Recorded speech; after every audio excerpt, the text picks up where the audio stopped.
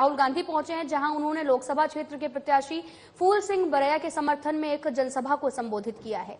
जनसभा को संबोधित करने के दौरान राष्ट्रीय अध्यक्ष राहुल गांधी, आपको बताते चले कि उन्होंने ये कहा कि बीजेपी सरकार संविधान को खत्म करना चाहती है। आगे उन्होंने ये भी कहा कि इंडिया गठबंधन संविधान की रक्षा कर रही है। साथ ही राहुल गांधी ने यह भी कहा कि इंडिया महागठबंधन की सरकार बनने के बाद अग्निवीर योजना को खत्म कर दिया जाएगा और ऐसी कई योजनाएं हैं जो लागू कर दी जाएंगी। वहीं मंच पर कांग्रेस के प्रदेश अध्यक्ष जीतू पटवारी, पूर्व नेता प्रतिपक्ष डॉक्टर गोविंद सिंह और पूर्व प्रदेश अध्यक्ष अरुण यादव समेत कई कांग्रेस नेता भी मौजूद रहे हैं।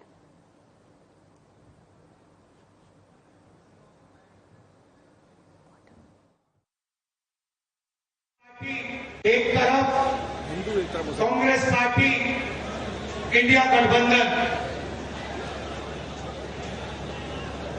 जो संविधान को बचाने की कोशिश कर रहा है। ये जो मैंने आपको दिखाया है, ये कोई मामूली किताब नहीं है।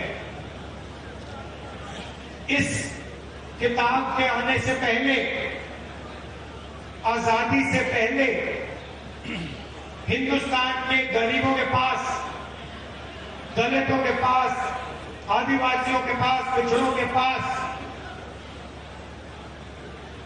कोई हक नहीं थे। जो मिला है किसानों को, गरीबों को, मजदूरों को,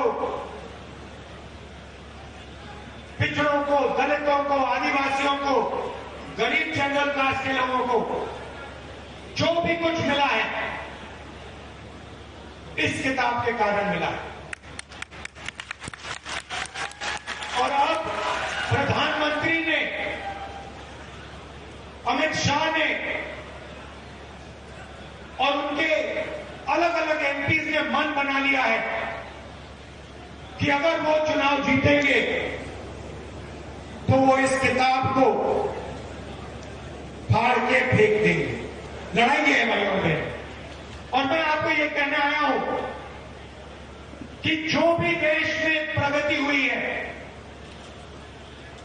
जो भी गरीबों को मिला है, चाहे वो मनरेगा हो, जमीन अधिग्रहण बिल हो, सफेद क्रांति हो, जमीन का हक हो, सब गायब हो जाएगा। बीजेपी चाहती है कि ये किताब फेंक दी जाए और देश को 20-25 अरबपति चलाएं। हिंदुस्तान में पब्लिक सेक्टर बना, गरीबों को आरक्षण मिला, सेना में आपकी भर्ती होती है। भोपाल में राहुल गांधी का राजपूतों पर दिए गए बयान के बाद में चौतरफा निंदा हो रही है। वहीं राजपूत महापंचायत ने राहुल गांधी के इस बयान पर जमकर निशाना साधा। राजपूत महापंचायत का यह भी कहना है कि सनातन धर्म की रक्षा राजा महाराजाओं ने की है, न कि किसी की जमीन अपने कब्जे में ली है। वहीं राजपूत महापंचायत के राष्ट्रीय अध्यक्ष राघवेंद्र सिंह तोमर ने यह भी कहा कि राहुल गांधी अब कितनी भी माफी मांग लें, राजपूत समाज उन्हें माफ नहीं करने वाला है और लोकतंत्र के इस पर्व में उन्हें सनातनी सबक सिखाएंगे।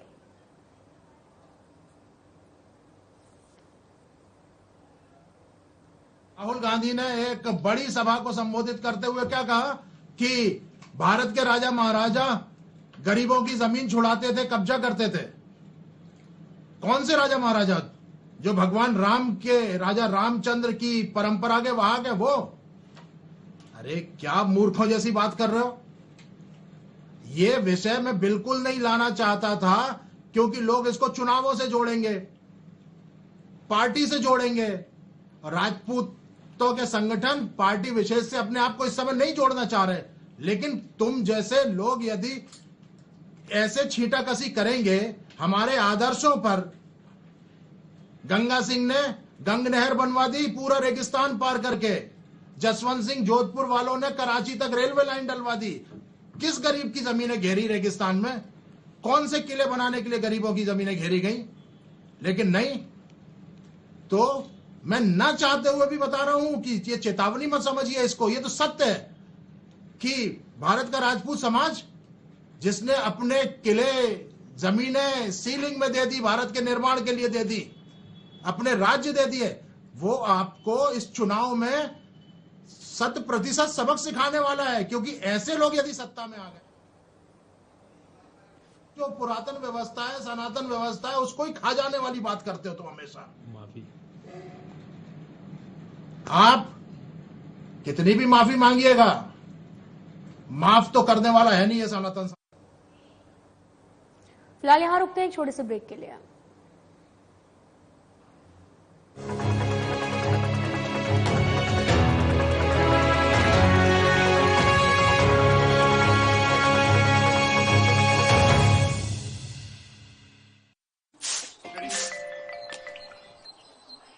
इन्होंने देख महतारी वंदन योजना के खाता में 1000 रुपया है।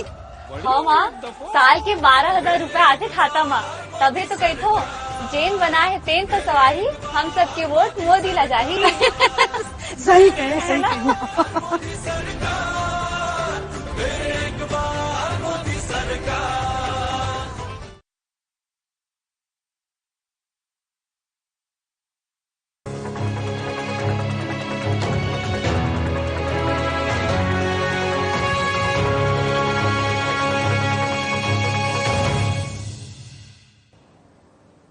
ब्रेक के बाद स्वागत है आप सभी का। रुक करते हैं खबरों की तरफ। रायपुर में राजीव भवन में राधिका खेड़ा से विवाद के मामले में बीजेपी प्रवक्ता केदार गुप्ता का बयान सामने आया है।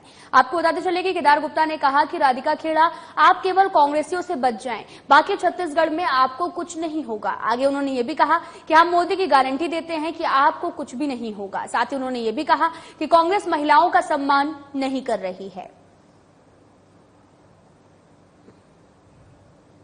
कांग्रेस की राष्ट्रीय प्रवक्ता राधिका खेड़ा जी के रुदन करता हुआ, आंसू बहाता हुआ, दिल को दुखाता हुआ वीडियो आज एक सामने आया। हमें भी बड़ा दुख हुआ। कौशल्या मां की धरती में अगर कोई राष्ट्रीय नेता कांग्रेस की दुखी है तो हमारा भी मन विचलित होता है। आप कांग्रेसियों से बच लीजिए राधिका जी, बाकी छत्तीसगढ़ में आपको कुछ नहीं होगा। ये मोदी की गारंटी और विष्णुदेव साय के सुशासन की गारंटी है। अब बताइए, ये महालक्ष्मी वंदन की बात करते हैं और अपने कांग्रेस की महिलाओं को सम्मान नहीं करते हैं। एक श्लोक बहुत स्पष्ट है, यत्र नारेस्तु पूज्यन्ते रमन्ते तत्र देवता, यत्र तास्तु ना पूज्यन्ते सर्वस्त्राह फलाक्रिया। जहां नारियों का सम्मान नहीं है वहां पर उनके सारे पुण्य कम नाश हो जाते हैं, और जहां नारियों का सम्मान है वहां देवता रमनते हैं। तो निश्चित रूप से अब कांग्रेस के विनाश से उसको ईश्वर भी नहीं बचा सकते। राधिका जी, छत्तीसगढ़ में बाकी लोगों से आप सुरक्षित हैं, कांग्रेसियों से अपनी सुरक्षा निश्चित। सीहोर में भोपाल लोकसभा के प्रभारी कमल पटेल ने सीहोर विधानसभा के अहमदपुर और दोहारा, आपको बताते चलें कि दोराहा मंडल की बैठक ली है और बूथ अध्यक्षों और कार्यकर्ताओं को संबोधित किया। साथ ही 70 साल के अधिक उम्र के वरिष्ठ लोगों के फॉर्म भी भरवाने, मतदाता पर्ची वितरण की जानकारी भी ली और संकल्प भी दिलाया है कि मतदान के दिन सुबह 5 बजे तैयार होकर प्रभात फेरी निकालकर अधिक से अधिक मतदान कराना और प्रत्येक बूथ पर 370 वोट बढ़ाने का लक्ष्य है। कार्यक्रम में कमल पटेल, विधायक सुदेश राय सहित वरिष्ठ नेता और पद अधिकारी भी मौजूद रहे।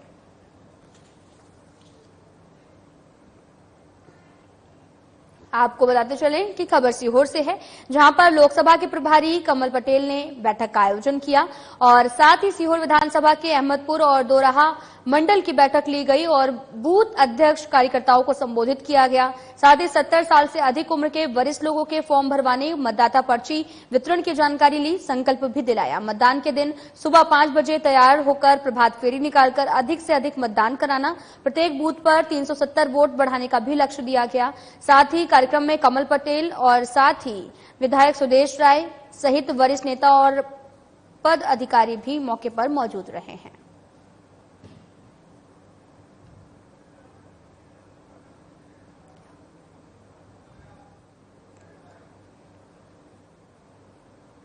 तो वहीं दुर्ग लोकसभा सीट से बीएसपी के लोकसभा प्रत्याशी दिलीप रामटेके ने साधना प्लस न्यूज से खास बातचीत की है।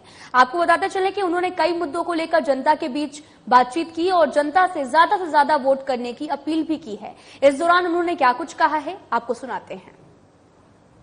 लोकसभा बसपा के प्रत्याशी आदरणीय दिलीप रामटेके जी के साथ हम उनसे जानना चाहेंगे कि दुर्ग लोकसभा के जो प्रत्याशी होने के साथ आप यहाँ के लोगों के लिए क्या मुद्दों को उठाएंगे दिल्ली में। आप यहाँ की जनता अगर आपको आशीर्वाद देकर दिल्ली भेजती है तो आप किन मुद्दों को लेकर आप दिल्ली जाना चाहेंगे? आदरणीय दिल्ली शाम से यहाँ की जो स्थानीय मुद्दे हैं, जैसे मैं अभी गाँव घूम रहा हूँ तो गाँव में मैं ये देख रहा हूँ कि वहाँ भी अभी सड़क पानी बिजली की कोई व्यवस्था ढंग से नहीं है। ये देश आज़ाद है 74 साल हो गए, लेकिन बस सुविधाएं आज भी उपलब्ध दिखाने के सामने कर ले अंदरूनी हमारा समाज है सही। मैं बहुजन समाज का प्रतिनिधित्व करता हूँ तो बहुजन समाज के लोग आज भी नाले किनारे। अभी जो महंगाई का मुद्दा है, बेरोजगारी का मुद्दा है, तो आप इसको लेके आप दिल्ली में अगर आपको यहाँ की जनता भेजती है, बीएसपी का एक मुद्दा है, यहाँ के लोगों को रोजगार मिले, उसके लिए आपका क्या आगे की रणनीति है? जनता से फीडबैक लेकर के उसका चिंतन एनालिसिस करके मैं उस मुद्दे को उठाऊंगा। जय भीम, मैं लता जडाम, प्रदेश महासचिव बहुजन समाज पार्टी छत्तीसगढ़। वहाँ की पूरी टीम लगी हुई है, तो आपको क्या लगता है कि एक तरफ भाजपा एक तरफ कांग्रेस है, बड़ी बड़ी पार्टियां हैं और आपके पास समुचित साधन है, उनके पास साधन है और बड़े उनका एक टीम है, तो आप कैसे लड़ पाएंगे? हमारा समाज सबसे ज्यादा है, गरीब जो लोग हैं और उपेक्षित कमजोर लोग हैं, उनकी जनसंख्या ज्यादा है, तो हमारे पास वोट ज्यादा है। हम अपने लोगों को समझा करके यहाँ का लोकसभा सांसद जो है माननीय दिलीप राम टेके जी को बनाएंगे हम लोग। ये पूरा फिलहाल यहाँ रुकते हैं एक छोटे से ब्रेक के लिए।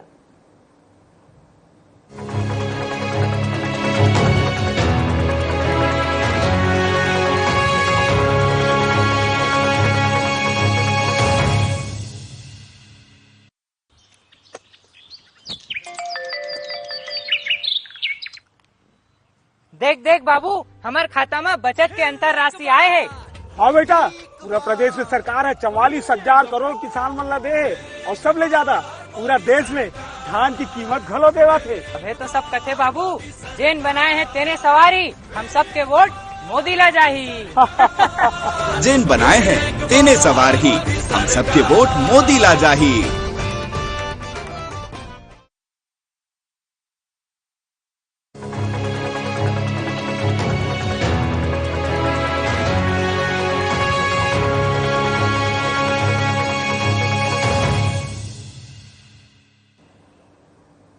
ब्रेक के बाद स्वागत है आप सभी का। रुख करते हैं खबरों की तरफ।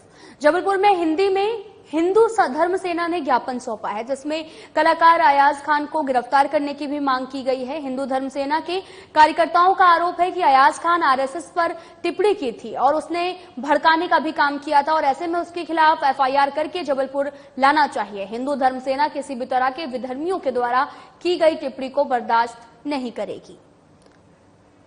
आपको बताते चलें कि खबर जबलपुर से है, जहां पर हिंदू धर्म सेना ने ज्ञापन सौंपा है। तो फिलहाल पुलिस इस पूरे मामले की जांच में भी जुटी हुई है। दरअसल कलाकार अयाज खान को गिरफ्तार करने की मांग तूल पकड़ने लगी है। दरअसल हिंदू धर्म सेना के कार्यकर्ता का आरोप है कि अयाज खान आरएसएस की टिप्पणी की थी, जिसमें उन्हें भड़काने की भी कोशिश की गई है और ऐसे में उसके खिलाफ एफआईआर करके जबलपुर लाना चाहिए। हिंदू धर्म सेना किसी भी तरह से विधर्मियों के द्वारा की गई टिप्पणी को बर्दाश्त नहीं करेगी। आप ज्ञापन भी देख सकते हैं, यहां पर ज्ञापन देने के लिए पहुंचे थे। इस दौरान उन्होंने पुलिस को ज्ञापन भी सौंपा है, जिसमें कलाकार अयाज खान को गिरफ्तार करने की मांग भी लगातार की जा रही है। दरअसल अयाज खान ने आरएसएस पर अभद्र टिप्पणी की थी, जिसको लेकर उन पर भड़काने का भी आरोप लगाया गया और ऐसे में उन पर अब एफआईआर करके जबलपुर लाना चाहिए। पिछले कुछ दिनों से बहुत सारे विधर्मियों का ऐसा वीडियो वायरल हुआ था, पर एक अयाज खान जो एक छोटा सा कलाकार है, उसके माध्यम से हमारे राष्ट्रीय स्वयंसेवक संघ के कार्यकर्ताओं के लिए और स्वयं संघ के लिए उसने बहुत अभद्रता पूर्वक कुछ ऐसे शब्द इस्तेमाल किए हैं जिसे शायद हम नहीं करेंगे, क्योंकि हमारे संस्कार ये कहते नहीं हैं। तो उस तरह से और वो लोग आगे ना करें ऐसा कुछ जो जिस तरह से उसने किया है, उसके लिए हम आज ओमती थाने में इस सारे लोग मिलकर के और सीएसपी साहब से ये मांग करने आए हैं कि उसको जहाँ कहीं भी है, वो जिस भी स्थान का है, वहाँ से उसको उठा करके उसको कड़ी से कड़ी उसके ऊपर कार्रवाई हो और उसको सजा मिले, जिस तरह से उसने ये वार्तालाप किया है। एक छोटू भैया कलाकार है जो कि फिल्मों में भी छोटे मोटे रोल करता है। पिछले दिनों उसने राष्ट्रीय स्वयंसेवक संघ को लेकर एक अभद्रता करी थी, गाली बकी थी, क्योंकि हम लोग जो है संघ के निष्ठावान स्वयंसेवक है, इसलिए हम लोग की जो है एक प्रकार से उसने जो है संघ को भड़काने का काम किया है, दंगे भड़काने का काम किया। इससे जो है हम लोग ने आकर यहाँ पर आज सीएसपी साहब को शिकायत सौंप के मांग कर रहे हैं कि अयाज खान के ऊपर सख्त कार्रवाई कर उसको तुरंत गिरफ्तार करके जबलपुर लाया जाए। अभी हिंदू धर्म सेना के कुछ प्रतिनिधि आए थे और में एक आवेदक प्रांशु हरी भी हैं, तो उनकी तरफ से एक आवेदन दिया गया है जिसमें कि एक फुटेज का बताया जा रहा है कि जो सोशल मीडिया के माध्यम से प्राप्त हुआ था और जिसमें कि जो फुटेज में जैसा प्रतीत हो रहा है कि कोई एक्टर है अयाज खान करके, शायद उसके द्वारा कुछ अभद्र भाषा का प्रयोग किया गया है किसी विशेष संगठन को लेकर के। तो उस पर उनके द्वारा हमें आवेदन दिया गया है, कुछ फुटेज वगैरह भी उपलब्ध कराई जाएगी, तो उस पर बिल्कुल तस्दीक की जाएगी और जो भी लीगल एक्शन है लिया जाना है बिल्कुल। झाबुआ में भारतीय जनता पार्टी की तरफ से विकास संवाद का आयोजन किया गया। आयोजन में कैलाश विजयवर्गीय, नगरीय प्रशासन मंत्री सुनील सिंधी अध्यक्ष, राष्ट्रीय व्यापारी कल्याण बोर्ड, बीजेपी प्रत्याशी और अन्य पदाधिकारियों ने शिरकत की है। मुख्य वक्ता के रूप में कैलाश विजयवर्गीय ने अपने उद्बोधन में बताया कि बीजेपी के केंद्र और राज्य की सरकारों की योजनाएं जैसे कि लाडली बहना योजना, किसान सम्मान निधि, प्रधानमंत्री आवास और अन्य कई योजनाओं का पैसा सीधा लाभार्थियों के खातों में जा रहा है। आपको बताते चले कि कार्यक्रम में बड़ी संख्या में शहर के व्यापारियों ने भी भाग लिया। कार्यक्रम के अंत में सभी अतिथियों द्वारा विकास विजन 2024 का अनावरण भी किया गया, जिसमें रतलाम लोकसभा के अंतर्गत पिछले 10 सालों में किए गए कार्यों और आने वाले समय में जो भी कार्य किए गए हैं उनका विवरण दिया गया है। आपको बताते चले कि खबर झाबुआ से है, जहां पर आपको बताते चले कि भारतीय जनता पार्टी की तरफ से विकास संवाद का आयोजन किया गया है। दरअसल झाबुआ में आपको बताते चले कि विकास संवाद का आयोजन किया गया। आयोजन में कैलाश विजयवर्गीय, नगरीय प्रशासन मंत्री सुनील सिंधी अध्यक्ष और राष्ट्रीय व्यापारी कल्याण बोर्ड और बीजेपी प्रत्याशी और अन्य पदाधिकारियों ने शिरकत की है। मुख्य प्रवक्ता के रूप में आपको बताते चले कि कैलाश विजयवर्गीय ने अपने उद्बोधन में बताया कि बीजेपी की केंद्र और राज्य सरकार की योजनाएं जैसे कि लाडली बहना योजना, किसान सम्मान निधि और प्रधानमंत्री आवास और अन्य कई योजनाओं का पैसा सीधा लाभार्थियों के खातों में जा रहा है।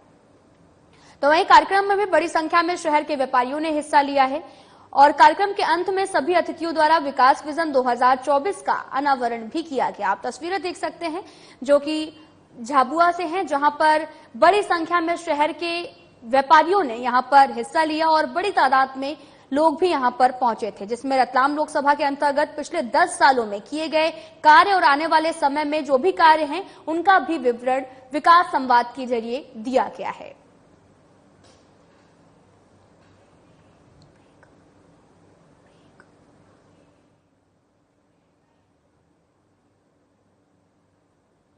फिलहाल यहां रुकते हैं छोटे से ब्रेक के लिए।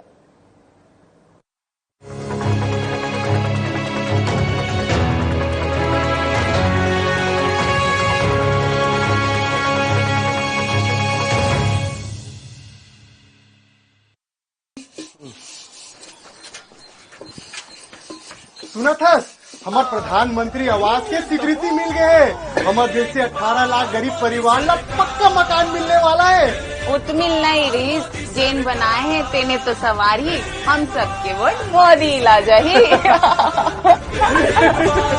जेन बनाए हैं तेने सवार ही, हम सबके वोट मोदी ला जाही।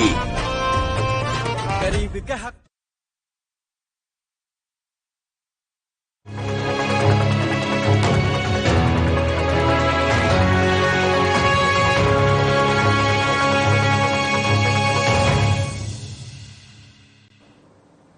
ब्रेक के बाद स्वागत है आप सभी का। दुर्ग लोकसभा सीट से लोकसभा निर्दलीय प्रत्याशी बलदेव साहू और लोकसभा निर्दलीय प्रत्याशी अनूप पांडे ने साधना प्लस न्यूज से खास बातचीत की है। साथ ही उन्होंने जनता से ज्यादा वोट करने की अपील भी की। इस दौरान उन्होंने क्या कुछ कहा, आपको सुनाते हैं।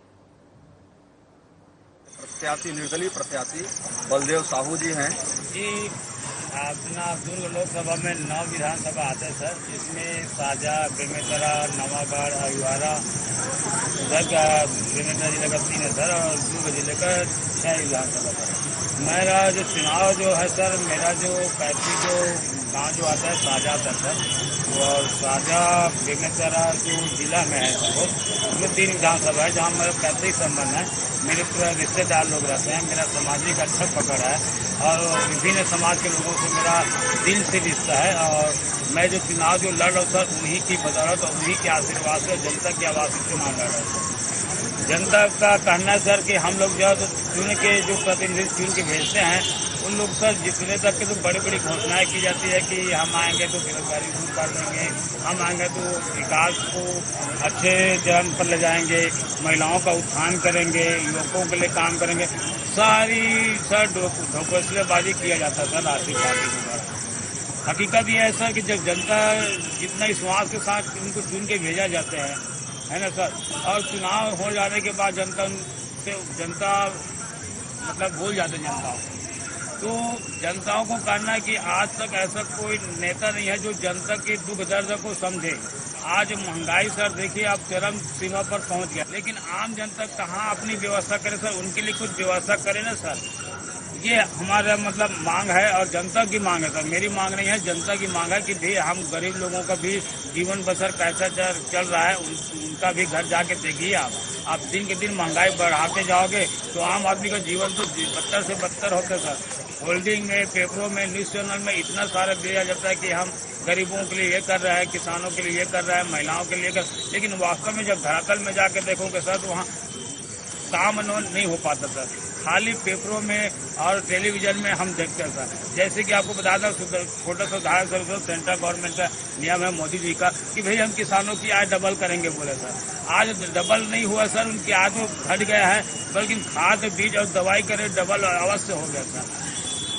वैसे मजदूरों का सर, मजदूरी आज महंगाई के हिसाब से तो 4 गुना बढ़ चुका है, लेकिन जो मजदूरों की आय सर डबल भी नहीं हुआ है, तो उनका जीवन सर कैसा होगा सर। आप धरातल में जमीन में जाके देखिए, मैं जमीन से जुड़ा हुआ आदमी हूँ, हर एक घर में जाता हूँ सर, उनकी दुख दर्द देख के मेरे को ऐसा लगता है सर आँख से आंसू बह जाता है। और उन्हीं दुखी भावनाओं के सर उन्हीं लोग मेरे को सपोर्ट के, मेरे सबसे बड़ी ताकत जो है सर जनता की ताकत है। जनता की ताकत जो है मेरे पास और कोई ताकत नहीं है, जनता की ताकत से मैं ये चाहता हूं कि आज के डेट में जितनी भी नेशनल पार्टियां हैं वो आपस में एक दूसरे की आलोचना करने में ही व्यस्त हैं।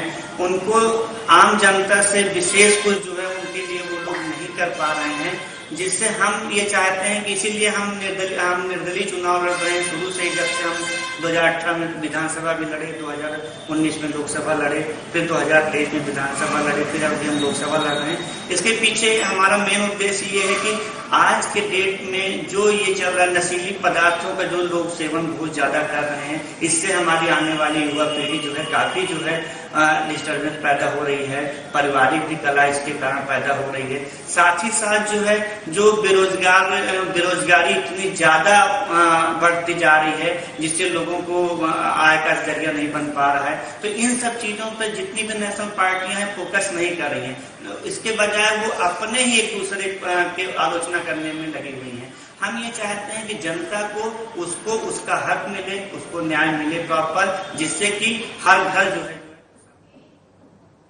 कबीरधाम जिले के पंडरिया थाना अंतर्गत चोरी की घटना को अंजाम देने वाले आरोपी को पकड़ने में बड़ी कामयाबी हाथ लगी है। आपको बताते चले कि थाना पंडरिया पुलिस को कई जगहों पर चोरी होने की सूचना मिली थी। पुलिस ने तुरंत कार्रवाई करते हुए आरोपी को गिरफ्तार कर लिया। वहीं आरोपी के कब्जे से एक लैपटॉप, बाइक और एक कार को बरामद किया गया है।